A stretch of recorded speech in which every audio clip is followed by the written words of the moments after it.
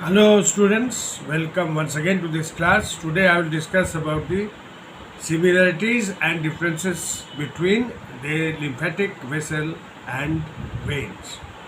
So the similarities are, number one, both of them carry fluid towards the heart, and both of them have valves on their inner walls. Number two, the movement of fluid in both of them is powered by the contraction of muscles. Number three, in lymph capillaries also unite to form larger and larger vessels. So like veins, here also the lymph capillaries unite and form larger and larger vessels. So these are the similarities, and when we come to the differences, they are that the lymph vessels have more number of valves and they have thinner walls than those of veins, and there are nodes on various intervals throughout their length. So these are the differences, and we all know what the composition of lymph. Lymph is composed of cellular as well as non-cellular part, as we know. The cellular part comprises of the leukocytes, the WBC, that is specialized WBC, that is lymphocytes only, no RBC, no platelets. And the non-cellular part comprises of mainly water, that is 94% of water, and other solid substances like proteins, fats, carbohydrates, antibodies, enzymes, etc.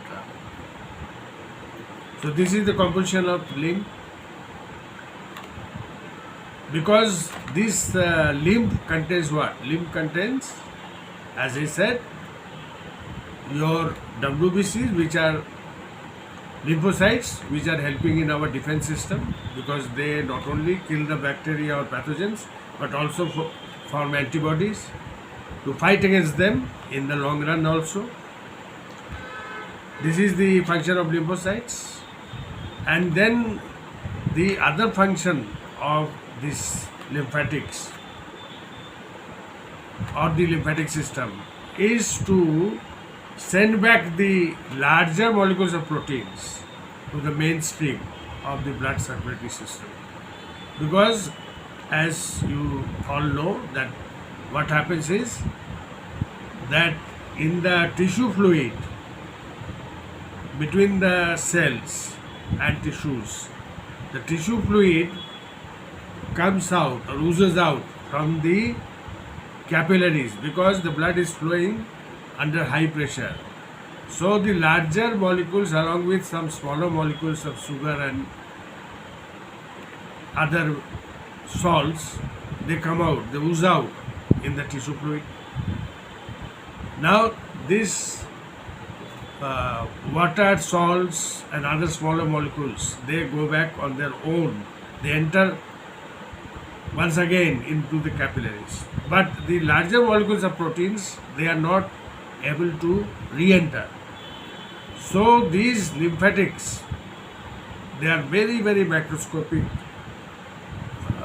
vessels with blind ends. They are there in the lymphatic system. In the tissue fluid, what they do, by their bloating action, they absorb the larger molecules of the proteins and send them back to the main stream. Because if the larger molecules remain there in the tissue fluid, they will or they may damage the other cells and tissues, and they have to distribute it to all parts of the body. So this function of this lymphatic system is also very important. And then we know that the fats that we take in our food, they are finally digested as fatty acids and glycerol. So they are absorbed in the intestine through a special duct which is called lacteals, and these lacteals carry these digested and absorbed fat to the lymphatic system also, in the lymph only. So by this system it goes back to the mainstream. So this is again a very important function of the lymphatic system. So student, you have to understand the lymphatic system very well because it is also very important, and the lymph nodes and vessels are there in the tonsils, in the thymus and in the spleen. So these are very important. Lymph nodes and the center of lymph vessels. So I end my topic here today. Again, there will be some other topics in my next videos, and till then I wish you all the best for your further preparations for the exams. Wish you all the best. Thank you very much.